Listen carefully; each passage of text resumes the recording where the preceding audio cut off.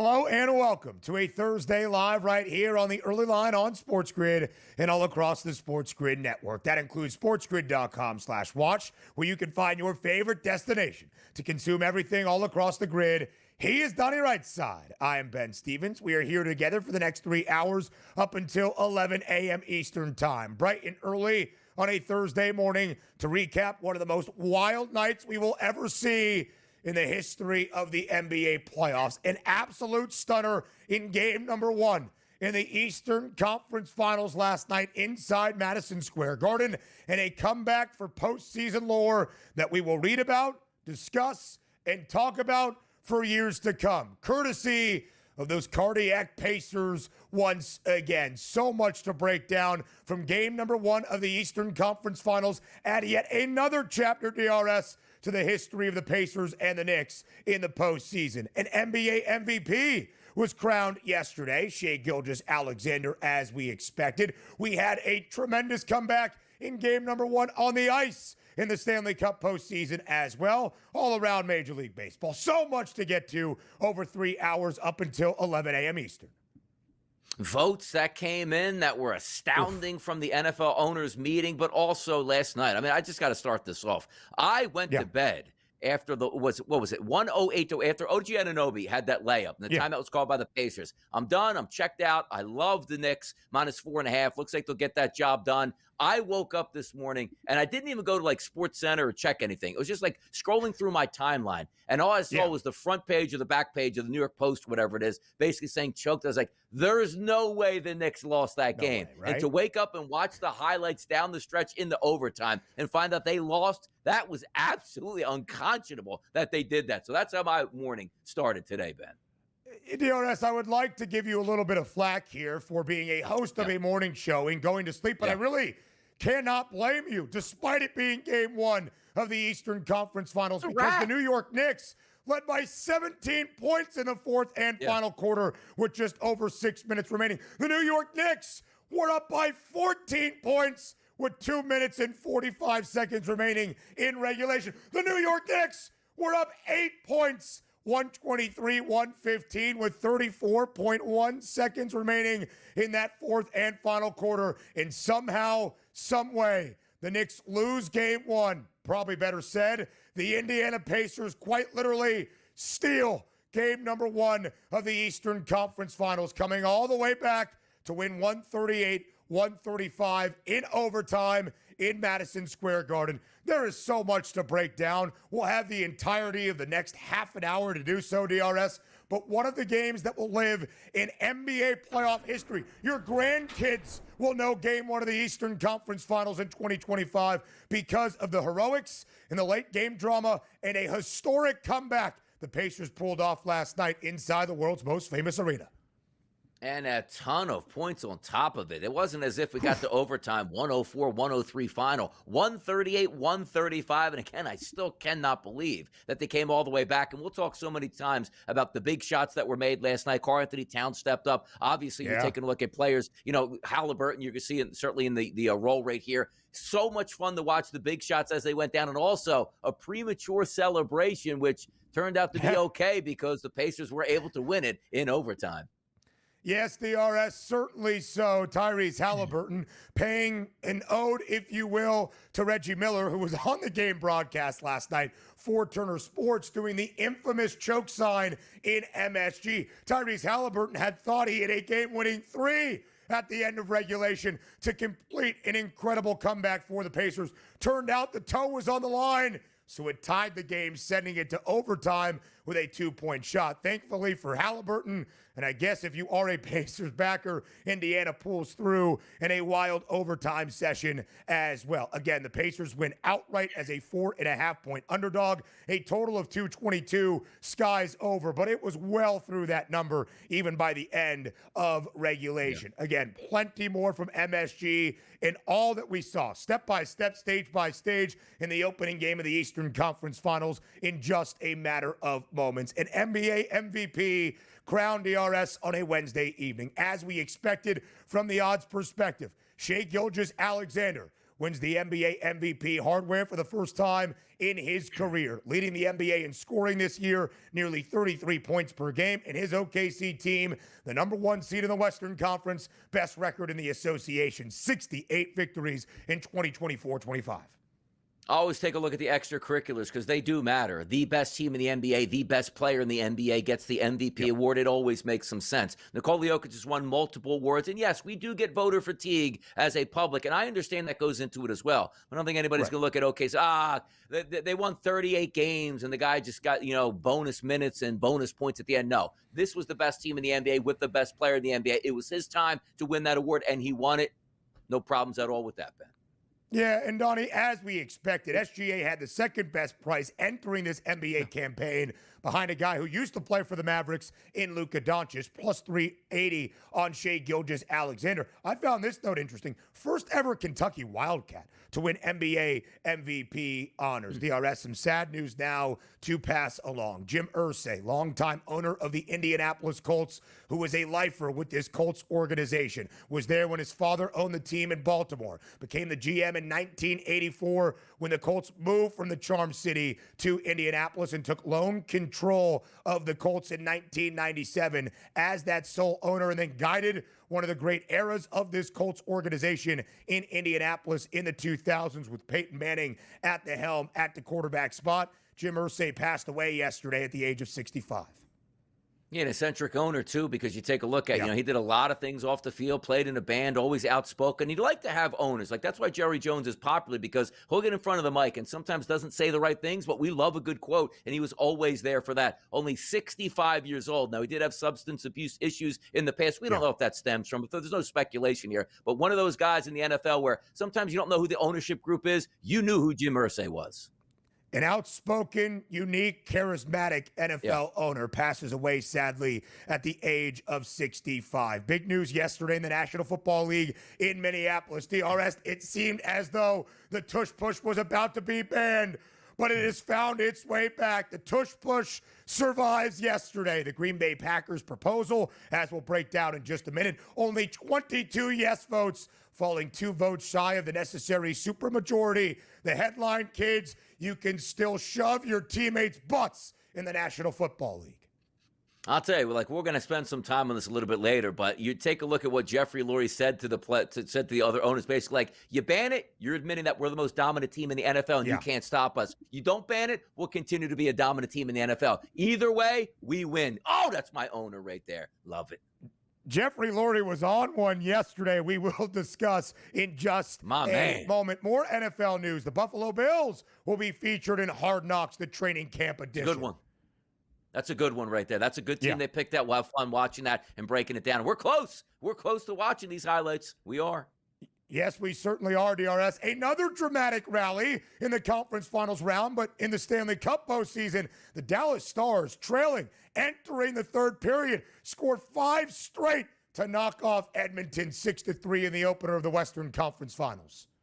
6.5 total. It's like, I'll just take the under because there's too many goals. Yeah, an Edmonton game goes over the total. No surprise. Dallas trailing 3-1, entering those final 20 minutes. They win in regulation. And you got to think this final headline in a night of comebacks is to make our producer Joe Frizo feel better. Jason Dominguez, a walk-off home run in the Bronx. Under. The biggest comeback in New York last night. We go to the Eastern Conference Finals next.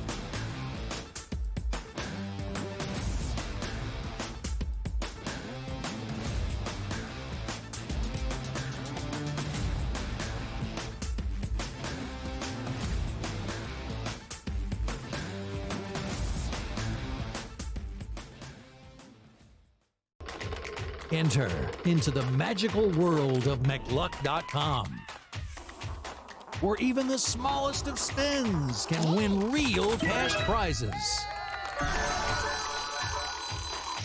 Adventure into over 1,000 of the best Vegas-style slot games. So what are you waiting for? Unlock your free welcome offer today. Join the fun where winners play and players win. Two guys that can do it all. Too much electricity this morning. This is a good time. We're having a lot of fun. I had to do a triple take. Ka-ching! Why? because of parity. I didn't mean to offend. Yeah, it's not going to happen. Load management is a dirty word. Let him rip. You know what? Circumstances provide the results. What? How do you do this once? Oh, Donnie, you got such a good show there. A network that is booming. The Early Line, only on SportsGrid. The game is on. The stakes are high. But the action isn't just on the field. He's rearranging that ring.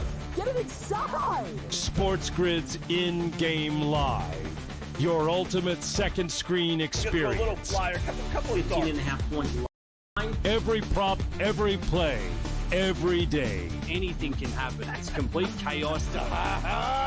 It's smarter to be on SportsGrid. We're going to go through every single thing, and I've got a great team behind me that's going to help me get the job done. I want this to be the place that people come to. There is going to be an energy to game time decisions that you will feel night in and night out. We are going to hit every single one of those markets that you need to know about. We will have everything at our disposal, and we will use that to our advantage. There is not going to be a better place, I promise you, than Game Time Decisions. I'm Kevin Walsh. Tune in to Game Time Decisions weekdays on SportsGrid.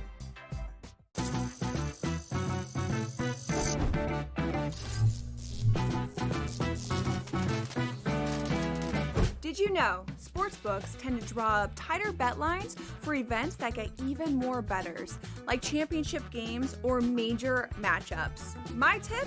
Try betting on less popular sports. You might have a better shot at beating those odds.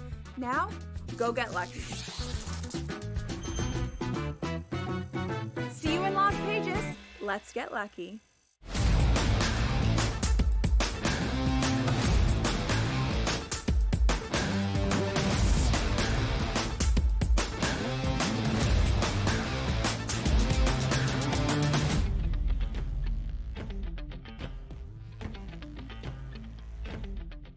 A game that will instantly live in playoff history in the National Basketball Association forever.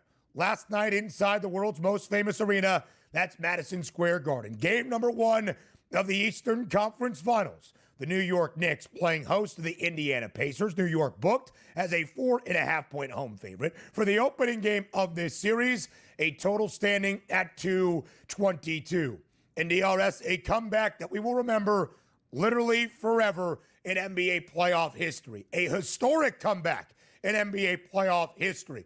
If, like Donnie, you went to bed last night a little bit before 10:30 p.m. Eastern time with the New York Knicks leading by 17 points with just over 6 minutes remaining in regulation, even if you held out for a couple more minutes of game time and you finally turned off the television and hit the sack at around 14-point lead for New York with 2 minutes and 45 seconds remaining, understandable. Heck, if you even held on to the final minute of regulation with the Knicks ahead by 8 points with 34 ticks remaining in regulation, understandable. It got dicey, but the Knicks prevailed, right?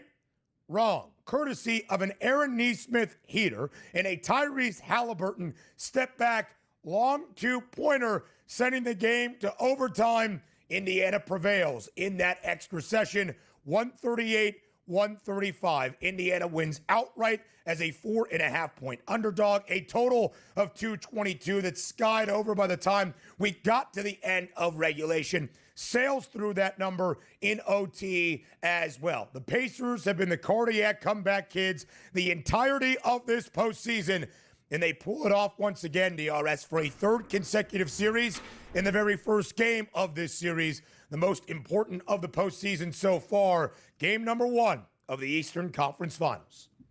Do you know how many things down the stretch have to go exactly correct for the Pacers and exactly wrong for the New York Knicks to win that basketball game? And they did. That's what it takes. Like when you have like a 99.8 percentile to win that game and you lose, and just going back on some of the numbers, 14 plus points with late in a fourth quarter in the playoffs, like 979-0, and you lose that. It takes a lot. It takes those missed free throws at the end of the game, which we saw crazy shots going down for the Pacers, but it happened. And the New York Knicks are going to have to respond in game number 2, which we'll get to later in the show. But understanding how you fall apart at home with so much on your side. And also, Ben, that fourth quarter, right? It started off a little bit dicey. you get the 5th foul right away for Brunson. It's like, hey, the Knicks just need to buy some time and hope they have the lead by the time Brunson can get back into the game. They extended the lead. It was a wrap. That's why I went to bed. I was like, oh, this could get interesting. No, it wasn't interesting. It looked like the Knicks were going to win by 20-plus points going away. See you in game number 2. Knicks up in the series 1-0, and all hell broke loose down the stretch, which included an unbelievable shot, a gravity-defying shot by Tyrese Halliburton, which he has his foot on the line, which he doesn't know at the time, and he saw the Pacers off the bench streaming down the court to celebrate the choke sign there for Halliburton, and only to go to overtime. But also, credit Indiana. Like, you had it won. You won the game. What a comeback. Ooh. Still got 5 more minutes to play here. That was only a 2-point shot. And the Knicks like, okay, deep breath, we'll win in overtime. And they didn't. So it's almost like you won the game twice for the Pacers, and you lost the game twice for the Knicks here down the stretch. An unbelievable performance where the Pacers never gave up, and they won that basketball game. I mean, what Indiana has pulled off in this postseason is remarkable. In the series clinching Game 5 in the opening round against Milwaukee, the Pacers trailed by 7 points with 34.2 seconds remaining in overtime. They come back to win, courtesy of a game winner from Tyrese Halliburton. Led to his father on the floor. We know how that played out. Early in the series against the Cleveland Cavaliers, Indiana down by 7 with 47 seconds remaining in regulation. In that second game against Cleveland, they storm all the way back, courtesy of a Tyrese Halliburton game-winning 3 to win in regulation and take that 2-0 series advantage. And then last night, DRS, let's go step by step. The New York Knicks held a 17-point lead with just over 6 minutes remaining in regulation. Should have been over. With 14, or the New York Knicks up by 14 with 2:45 remaining in regulation. Game should have been over. The New York Knicks up by 8 with just over 34 seconds remaining in regulation. 123-115. Game should have been over. Tyrese Halliburton in the choke sign at the end of regulation, and a very long 2 with his toe on the line that tied the game at 125. All will be a lasting image from game number 1 inside Madison Square Garden. But Tyrese Halliburton and what he pulled off, DRS, is not possible without Aaron Nesmith, who went on an absolute heater. 6 consecutive made threes in the final 4 minutes and 45 seconds of regulation to will Indiana back. Where it felt like, Donnie, all right, this Nesmith guy's getting hot. He's making a couple of threes, but the Knicks are still up double digits in this game with a limited amount of time remaining. You mentioned the stat. Here it is officially. According to the AP last night, a team leading by 14-plus points with 2 minutes and 45 seconds or less remaining in regulation in NBA playoff history prior to Game 1 of the Eastern Conference Finals last night, 994-0, undefeated in those situations until the Pacers entered stage right last night at MSG.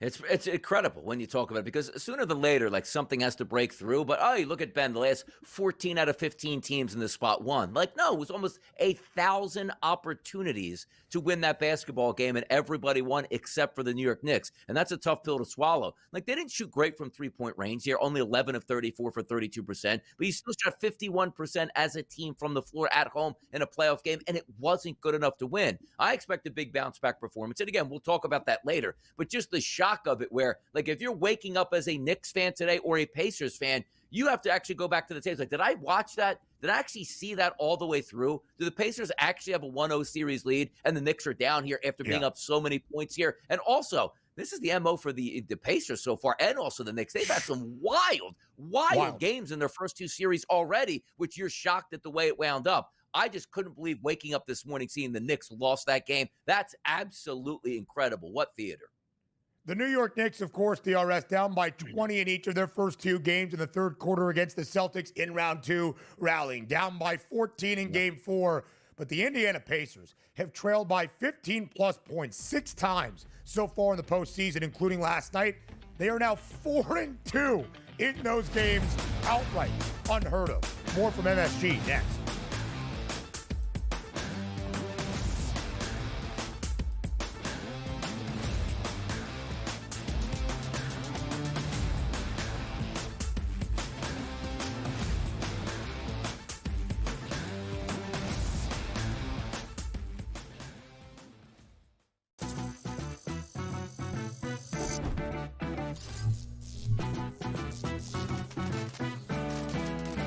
playing online blackjack and want to try upping your odds? Well, here's a tip. Cheat cards tell you statistics for whether you hit or stand on every move. If you're into stats, this could be your ticket to winning. And it is totally legal. Now, go get lucky. See you in Las Vegas. Let's get lucky. If you believe he should be in the Hall of Fame, there's, let's let him wait another 2 years. Wait, he's already dead at this point. Like, what are you waiting for? Another 2 to 3 years. He's either in or he's out. And sometimes you look at that too, Tom. It's like you can't tell, the history of Major League Baseball without Pete Rose. Frankly, the writers have some standard that they want to hold players to, which seems to fluctuate on a player-to-player basis. So he should be in the Hall of Fame, but I'm not sure how quickly he'll get there. Pro Baseball Today, only on SportsGrid. I'm not saying this thing is scripted, but damn it, they put those two teams on the first weekend of the basketball season for a reason, because they were expecting some kind of fireworks. They got it. Did Angel Reese overreact? Probably. Did Caitlin Clark have to stare it down? Probably not. There's enough blame to go both sides. But guess who doesn't care? That's the WNBA. Betting above the rim, only on SportsGrid. The game is on. The stakes are high, but the action isn't just on the field. He's rearranging that roof.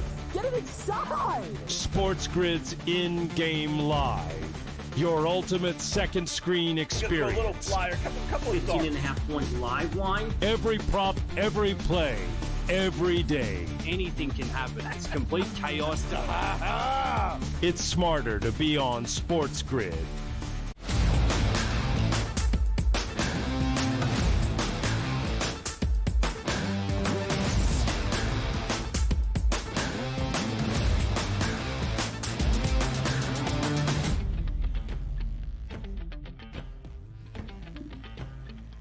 The Indiana Pacers, the comeback kids of this NBA postseason. The New York Knicks might have something to say about pulling off a stunning comeback as well. But DRS now 3 times for the Pacers in this postseason.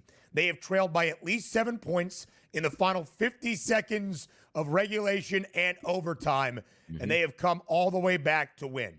In that series-clinching game, game number 5 in the opening round against the Milwaukee Bucks, Indiana trailed by 7 points in overtime with just over 34 seconds remaining. Entering that day of April 29th, teams that trailed by at least 7 points in the fourth quarter or OT in NBA playoff history were 0 in 1,609. Basically, they had never won in the history of the NBA postseason in that trailing scenario. The Indiana Pacers have pulled off 2 such victories in the last 24 days. It is remarkable, the resilience and the resolve of this Pacers team, coming all the way back from down by as many as 17 points halfway through the fourth quarter last night to pull off an absolute instant classic and a stunner inside Madison Square Garden.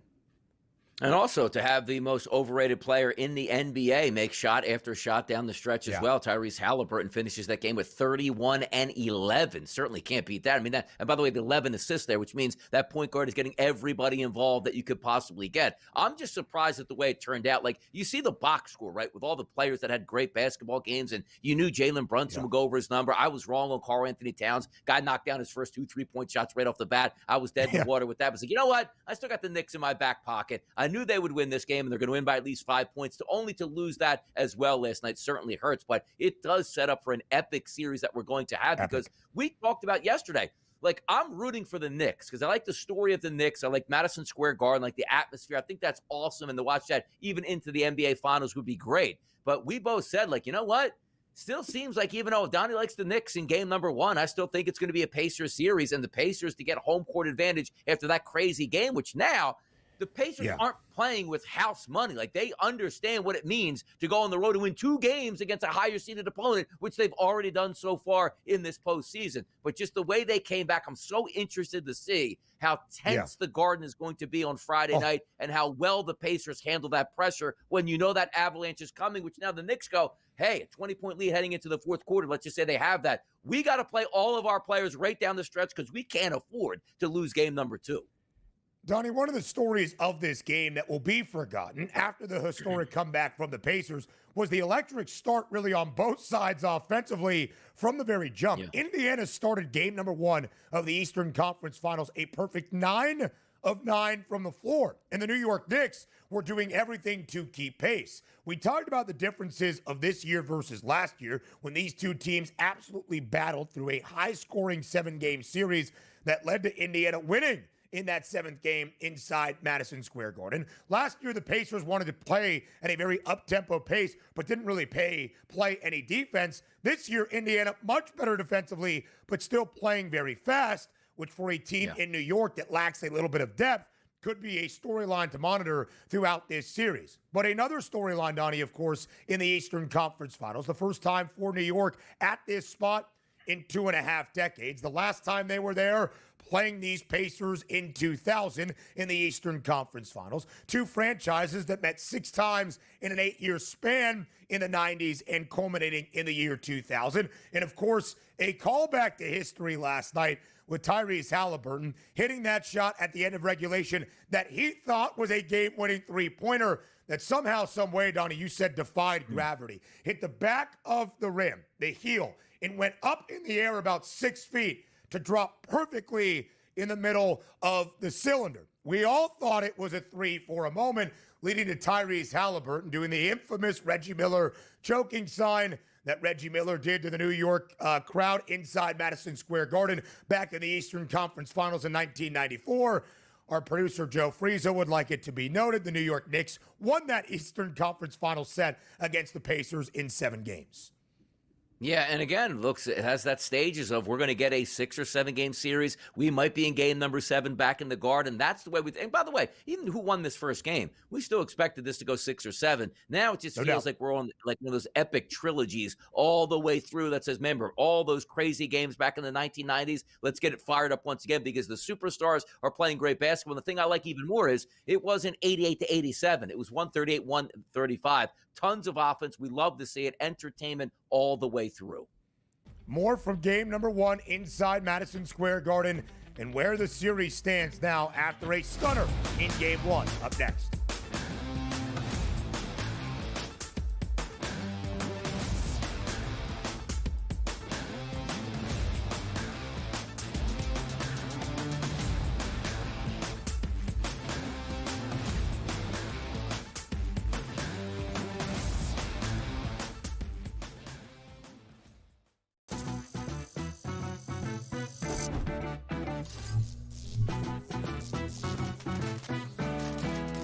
Playing online blackjack and want to try upping your odds? Well, here's a tip. Cheat cards tell you statistics for whether you hit or stand on every move. If you're into stats, this could be your ticket to winning. And it is totally legal. Now, go get lucky. See you in Las Vegas. Let's get lucky. If you believe he should be in the Hall of Fame, there's, let's let him wait another 2 years. Wait, he's already dead at this point. Like, what are you waiting for? Another 2 to 3 years. He's either in or he's out. And sometimes you look at that too, Tom, it's like you can't tell, the history of Major League Baseball without Pete Rose. Frankly, the writers have some standard that they want to hold players to, which seems to fluctuate on a player-to-player basis. So he should be in the Hall of Fame, but I'm not sure how quickly he'll get there. Pro Baseball Today, only on SportsGrid. I'm not saying this thing is scripted, but damn it, they put those two teams on the first weekend of the basketball season for a reason, because they were expecting some kind of fireworks. They got it. Did Angel Reese overreact? Probably. Did Caitlin Clark have to stare it down? Probably not. There's enough blame to go both sides. But guess who doesn't care? That's the WNBA. Betting above the rim. Only on SportsGrid. The game is on. The stakes are high. But the action isn't just on the field. He's rearranging that rim. Get it inside! SportsGrid's in-game live. Your ultimate second screen experience. A little flyer, couple of 15.5-point live line. Every prop, every play, every day. Anything can happen. That's complete chaos. It's smarter to be on SportsGrid.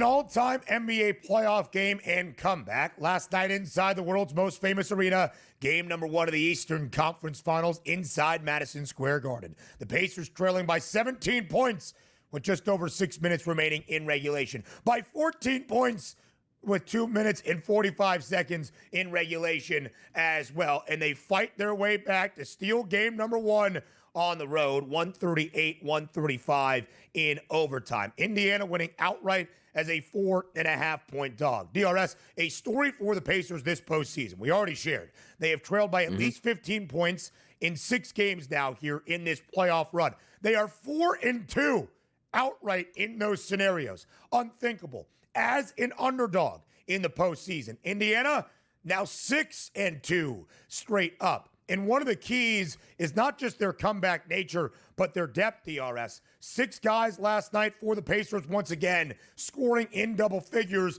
including all 5 in that starting lineup for Indiana. Yeah, exactly. And also, when you're in those pressure situations and you can reach down and say, we've beaten these teams before, we've been down, let's not give up, that goes a long way. It's the same way we're talking about like the New York Knicks, like, we just haven't beat a really good basketball team in the regular season. We'll do it in the playoffs. And you know what? Reaching down and beating the Celtics a couple times sort of adds to that. Like, yes, we can get this done. Yes, it's a series. We won 1 game. Let's win another game. And they were able to put away the Boston Celtics. But it's always nice to have that where it's like every time we get down, we can't come back and win. That's a tough pill to swallow. But when you do get down and face adversity, you know your team can bounce back. That's a great sign for the Pacers.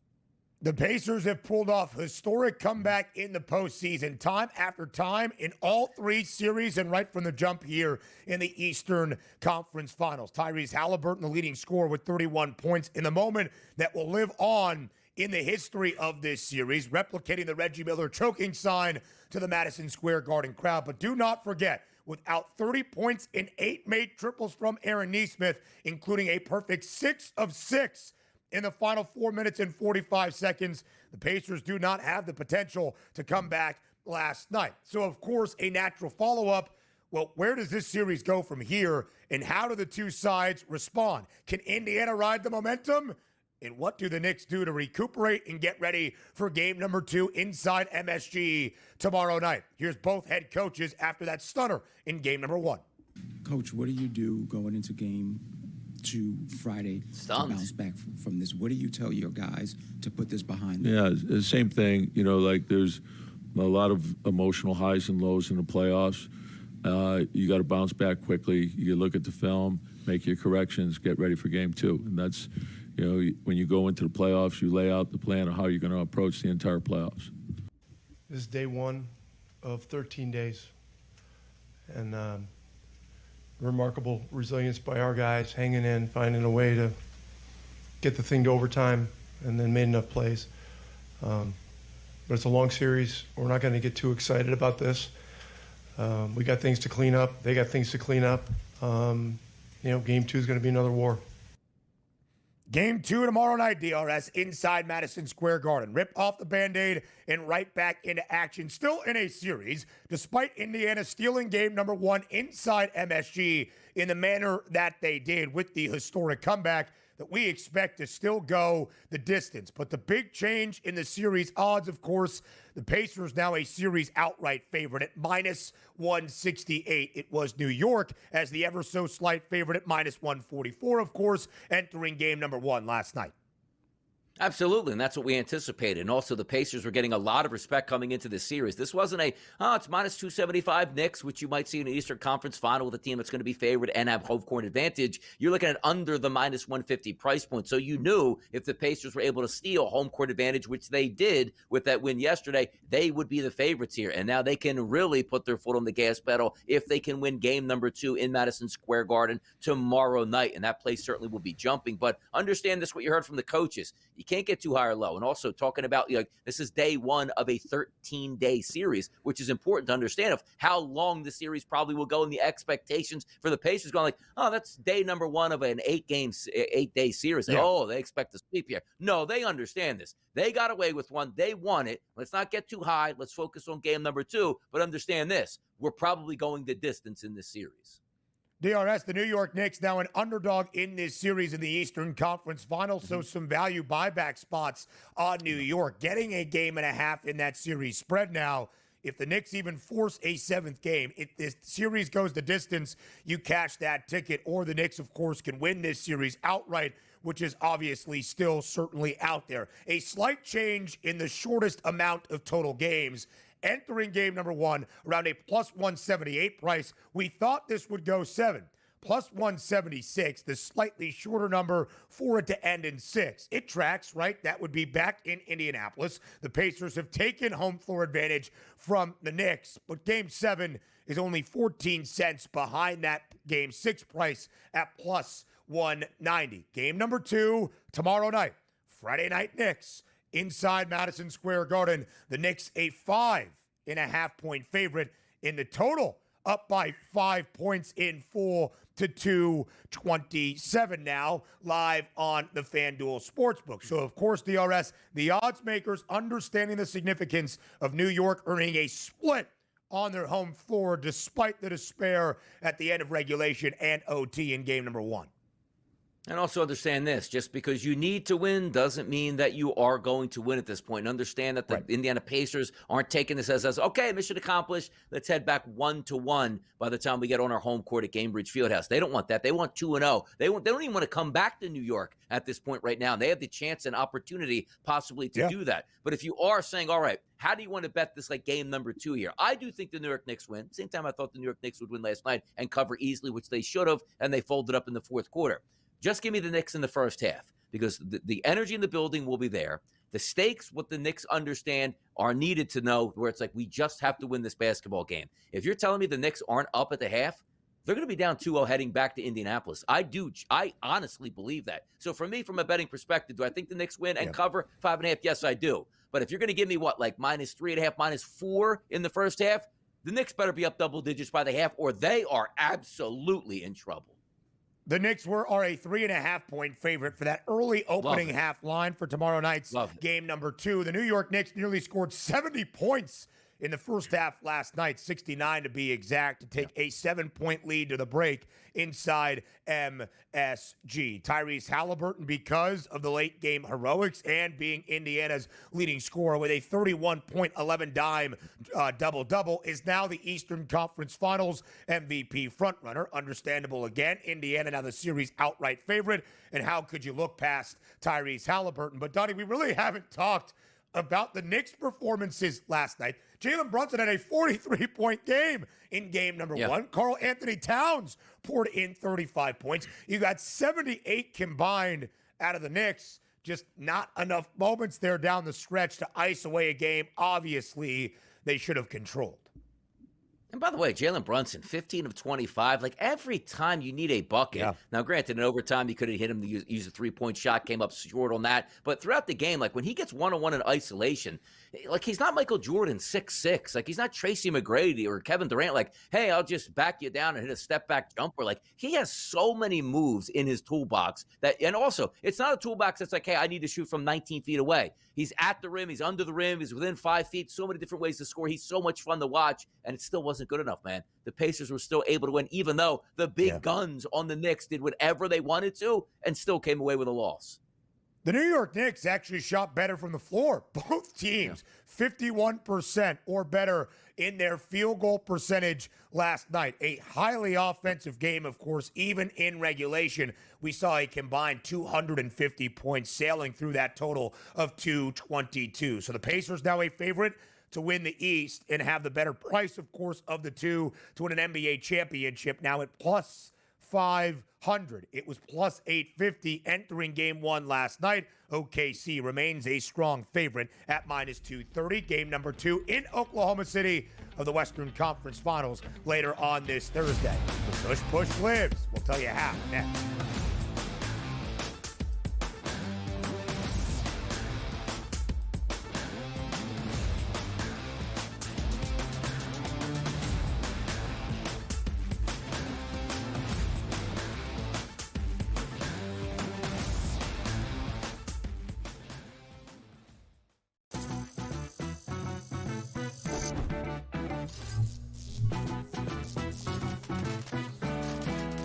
Playing online blackjack and want to try upping your odds? Well, here's a tip. Cheat cards tell you statistics for whether you hit or stand on every move. If you're into stats, this could be your ticket to winning. And it is totally legal. Now, go get lucky. See you in Las Vegas. Let's get lucky.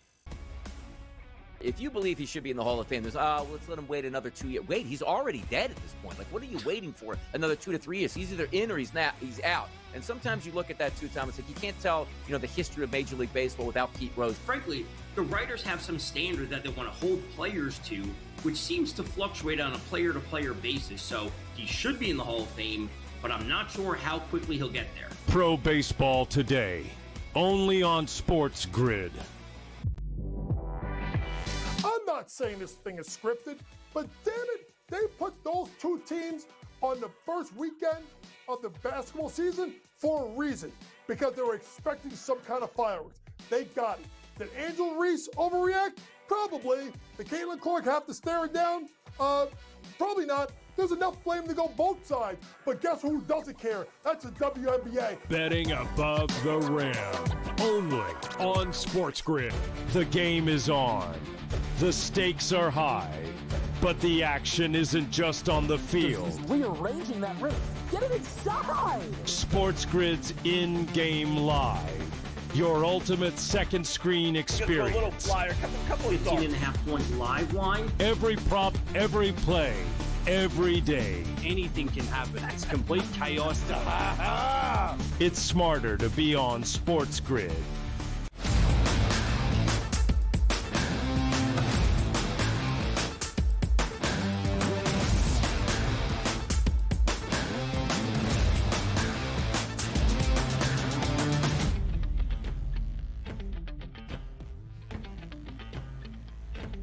A dramatic day in the NBA playoffs, a dramatic evening as well in the Western Conference Finals and the Stanley Cup postseason. Maybe we should have anticipated drama on a Wednesday with a dramatic early morning in Minneapolis at the NFL owners meeting, of course, with the hot button topic. Will the Tush Push survive or will it be banned? When we were live here on the early line yesterday, it felt as though after the competition and player health and safety committees had unanimously voted to ban the Tush Push, that play was going to be on its last legs. But as we also shared, Jeffrey Lurie, Philadelphia Eagles owner in the Twin Cities, making impassioned pleas to keep the play in the National Football League. Even retired center Jason Kelce there to speak with NFL ownership, trying to keep the Tush Push in the NFL. Somehow, some way, DRS, it seemed as though it worked. The Tush Push survives. Only 22 votes to the yes on the Packers' proposal to ban this play. 2 votes shy of the necessary 24 that would have been the supermajority needed to ban the Tush Push. 22 yeses, 10 no's, and that's all the Tush Push needs. We will continue to shove butts in the National Football League for at least another year.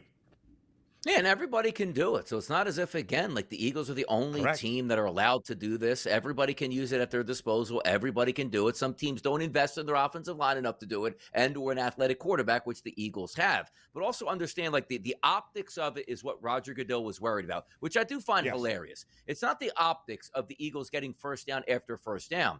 It was in the NFC Championship game when the Eagles already had broken the back of the Washington Commanders, and Frankie Luvo decides, I'm going to jump off 4 or 5 times. Like, look, you keep it up, we're going to avoid it. We're going to award a touchdown for the Eagles. Oh, we can't have that. So then that sort of sets off like the chain reaction in my mind that goes, all right, well, if we hate that Patrick Mahomes is so good and we're down 21 points in the fourth quarter, why don't we just keep going off sides at midfield to make a mockery of the sport, and then eventually the Chiefs would be awarded a touchdown, but then so the combat would be, don't let Patrick Mahomes be all that good. Like, that doesn't make sense to me. And also, do you know how you combat that? Frankie Luvu jumps over the pile. All right, 5 yards. Does it again. You warn him. Do it again. You're ejected from this football game. You know what, Ben? I guarantee he probably does it again because they're getting blown out. But then you keep it up during the season, it turns into game suspensions at that point. So I never bought the, hey, we don't like the way this is going to turn out because it's embarrassing what the defense will be able to do in the 6-inch. No, it's not. How about you go outside twice? It's an automatic touchdown. What's embarrassing about that? Yeah, embarrassing on the team that actually just did that. Now, also, from a Jeffrey Lurie perspective, I love where he came with the ammunition that goes, if you want to ban it, right, show me the plays. Because if I have a quarterback or our quarterbacks or centers, defensive tackles, and linebackers get injured every single time we run this play, nobody would advocate for it. But what he was saying was, you know what? We invest in it. We have a technique for this, and it works for us. You want to ban it, go ahead. But just use reasoning of, Jeffrey, we can't stop your franchise. You are so powerful, we have to illegally take a play out. Like Will Chamberlain back in the day. Hey, man, all the guy does is dunk a basketball. Make dunks illegal in the NBA. That shows how dominant Will Chamberlain was, and you couldn't stop him. The only way to do it was to actually change a rule in your favor. Everybody could dunk back in the day, Ben, with Will Chamberlain. Everybody can run the tush push today. So for him to use the equation of, if you tell us we can't do this anymore, you admitted we're the most dominant franchise in the history of the sport on offense. And if you don't ban it, we'll continue to do it and possibly win more Lombardi trophies. He stood in such a power position at that meeting. I love to see it, the way he laid it out. And DRS, I think you are spot on there. I think you love the Philadelphia Eagles, and that is certainly guiding this conversation. But let me just say as well, to Donnie's point, one of the reasons it was difficult, I thought, for this proposal to be approved and to pass is because there wasn't really a risk of player health and safety. No data, no stats, no figures pointed that the tush push is more of a dangerous play than any other in a violent game of football. Even the NFL's lead doctor of the health and player, the health commission, I'm blanking on his name, but there was so much reporting yesterday. Alan Sills, I believe it was, he didn't show up to the ownership meetings, which showed to a lot of owners that maybe this is not really what is at stake. And to Donnie's point, everybody can do the tush push. Philadelphia just has invested in it. So there's really not a competitive advantage, a loophole in a regulation the Eagles have taken advantage of that nobody else can. So you're really just banning the play then based on optics, both for Philadelphia and how it looks in the sport as well. A rugby scrum, not exactly the prettiest football play we have ever seen. And of course, DRS, there was a ton of reporting out of the Twin Cities yesterday on how these meetings played out, what Jeffrey Lurie exactly said, how Jason Kelsey was up there at the podium as well, and the reaction, of course, from owners inside those meeting rooms and when the vote came to task. And much of the reason, or at least it seemed a lot of the reason, that the 9 other teams joining Philadelphia in voting no on this proposed rule change was because of the NFL becoming overly involved. People were rubbed the wrong way. That Commissioner Roger Goodell basically was kind of the guy behind this, thinking the play is ugly and not wanting it in the sport, and feeling as though he used the Green Bay Packers, who do not, of course, have a principal owner, do not have a single individual, and thus the blowback for this idea could not be placed on one guy, on one front office. So he used the Packers to propose this to try to get it out of the game. And so a lot of owners felt like, we're your boss, buddy, and we're going to vote no because you can't tell us what to do. Whether true or not, that was a lot of the reporting yesterday from Minnesota.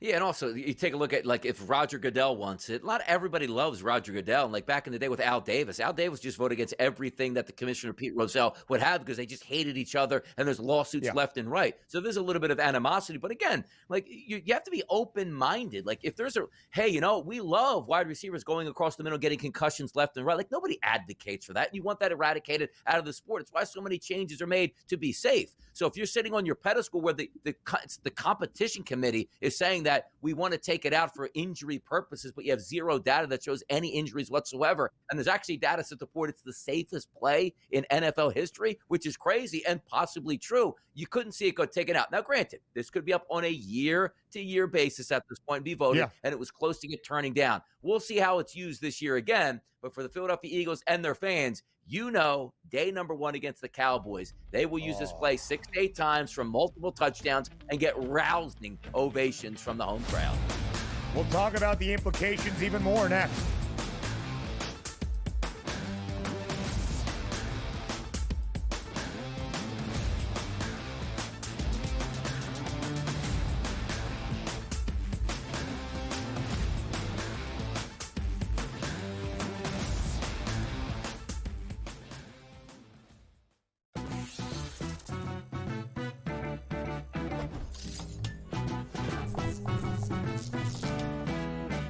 Vegas knows how to celebrate.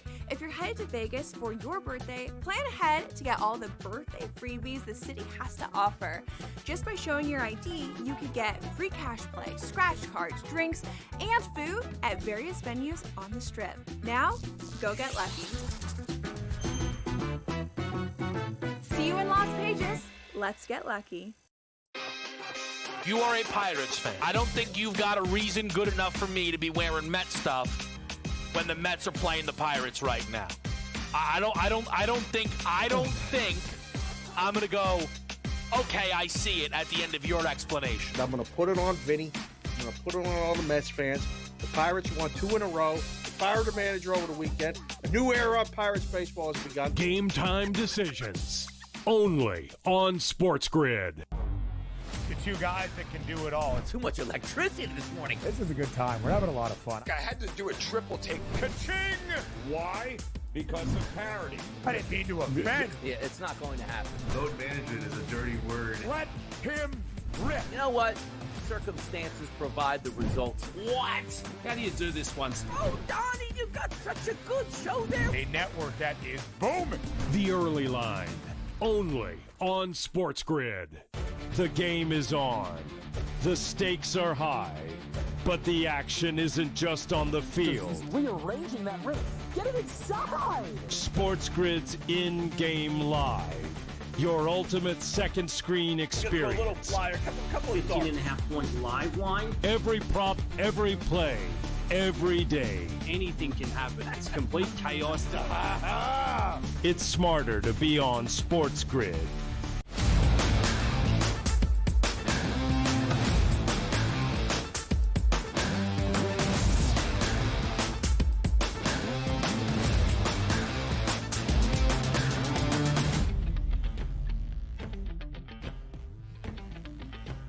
The Tush Push survives on a Wednesday morning into the afternoon hours in Minneapolis. DRS put another replica trophy up there next to those Lombardis as the Philadelphia Eagles saved the Tush Push for all of the NFL to be used. And again, that's one of the key components of this. The Green Bay Packers proposal, we talked about the reporting that kind of says the Packers were used as a figurehead by the NFL league office and potentially commissioned Roger Goodell because they do not have a principal owner. But their proposal was close. 22 yeses, not the necessary 24 votes needed for that supermajority. And along with the Eagles, 9 other teams voted no. The Ravens, Browns, Lions, Jags, Dolphins, Patriots, Saints, Jets, and Titans. Any of those 10 teams, including the Eagles, any of the 32 NFL clubs can utilize the Tush Push still. So the Tush Push lives to at least see another year of NFL action in 2025. Yeah, the only way, I guess, to like eradicate the play is just say, like, the quarterback sneak is illegal. Like, you have to snap the football, and it must go back to a certain player in the backfield before you can run it. And also understand this. I would have actually gotten a kick out of it if the Tush Push was banned, because the Eagles will line up and have still been so dominant in short yardage situations by just doing a quarterback sneak. You would not have known the difference. And the Eagles would have come up with a new flying wedge formation that the NFL would have to vote it on again next year because they're circumventing another rule at this point. So I think there was a lot of teams like what path are we headed down now? Because we always like to jump to conclusions like, okay, if you're going to ban this play, but what happens again if somebody has a quarterback that runs a 3.940 and just outruns everybody? Oh, man, we don't like the optics of that play where the quarterback doesn't even really have to play football. He just waits 1/1000, 2/1000, and runs for a touchdown every play. We can't have that. I know that's a far-fetched, but do you see where I'm going with that? If you take this away, what else are we taking away? Ooh, your field goal kicker can make it from 75 yards. Nobody else has that. You can't kick a field goal outside the 40-yard line, which would be a 57-yard field goal from here on out. Stop the madness. Either the play is injury-proof or injury-prone, and you do away with it, so be it. But if not, leave it. It's football. 122 times, DRS. That is how many times the Eagles have ran their quarterback on a 4th or a 3rd and 1 yard to go situation. They have been incredibly successful. 105 first downs, 60 touchdowns in that span since 2022 when the Eagles instituted this play. And Nick Sirianni was asked about the idea of banning the Tush Push earlier this spring and was like, everybody can do it. We have literally invested immense amounts of practice time, resources into how we construct our roster with a quarterback who can squat 600 pounds to perfect this play. Nobody else has to try to do the same thing, and it's why the Philadelphia Eagles have had success. Is it why they won a Lombardi Trophy? No. Does it help them be successful in short yardage plays? Absolutely so. In DRS, yesterday, Jason Kelce at the podium told the NFL owners he would run the Tush push 60 times per game if he could. Jeffrey Lurie said it's the dream of a teenage boy. In fact, the wet dream of a teenage boy. Don't get mad at me. The words that Eagles owner Jeffrey Lurie used, the wet dream of a teenage boy. To have a play so successful, the NFL tries to ban it. It was a lot of theater, but that theater worked for Philadelphia yesterday. Yep, maybe you just walk up to the podium, the Katy Perry's Teenage Dream. I mean, we were just setting the party started with a lot of people. By the way, Lurie speaking and the Eagles for like an hour explaining themselves is quite hilarious. Where you heard this, I think it was the 49ers, Jed York, the cat calls like, is there anything left in the tank here? Like, what are we talking about? So there is a lot of animosity, but I do have to give a shout out. Like Jerry Jones sometimes hits the nail on the head. This guy comes out of that meeting, beaming smile, like completely lucid. And they're like, well, what did you think? He's like, I don't even know what to think. Like, I don't know if the play is good, but do I hate that the Eagles do it? And like, well, what do you have to say? Every day it's something new. Like, I just hate the Eagles. Sometimes I don't like the play. Like, I got a good kick out of that because that is what some organizations are looking at. Like, we don't do it, but you know, if we hate that organization, we just want to take something away from that organization. And he's right. Anybody, that's such sour grapes. No, that's hilarious. That's a rivalry. Like, they won the Super Bowl. They're doing the tush push. Yes, please take that advantage away from them because we want to beat that team. The three other NFC East teams voted for the proposal that would have banned the tush push. Of course, a budding rivalry, maybe not just between the Cowboys and the Eagles, DRS, but the Birds and the Packers. Of course, Philadelphia en route to winning Super Bowl 59. Beat the Packers in the opening round, 22-10. The final tally of the vote yesterday, 22-10. These two teams will play in early November, week number 10 on a Monday night in Lambeau. Philadelphia should open up the game in tush-push formation from their first play from the line of scrimmage offensively. We'll talk a little bit more about everything we saw in the NFL owner meetings and then some Major League Baseball when Hour 2 starts next.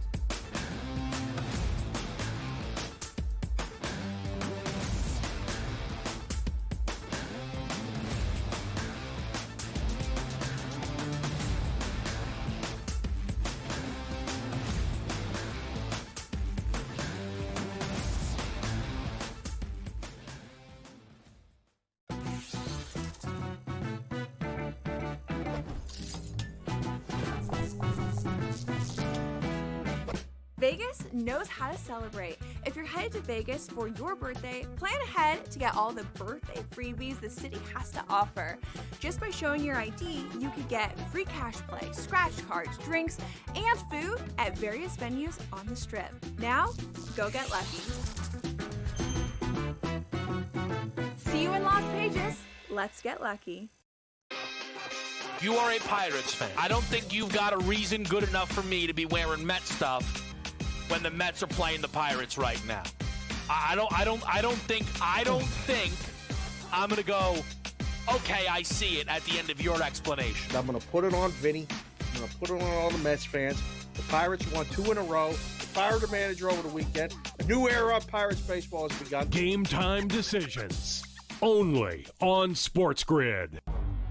The two guys that can do it all. Too much electricity this morning. This is a good time. We're having a lot of fun. I had to do a triple take. Ka-ching! Why? Because of parity. I didn't mean to offend. Yeah, it's not going to happen. Load management is a dirty word. Let him rip. You know what? Circumstances provide the results. What? How do you do this once? Oh, Donnie, you got such a good show there. A network that is booming. The Early Line. Only on SportsGrid. The game is on. The stakes are high. But the action isn't just on the field. He's rearranging that roof. Get it inside! SportsGrid's in-game live. Your ultimate second screen experience. A little flyer, couple of 18.5 point live line. Every prop, every play, every day. Anything can happen. That's complete chaos. It's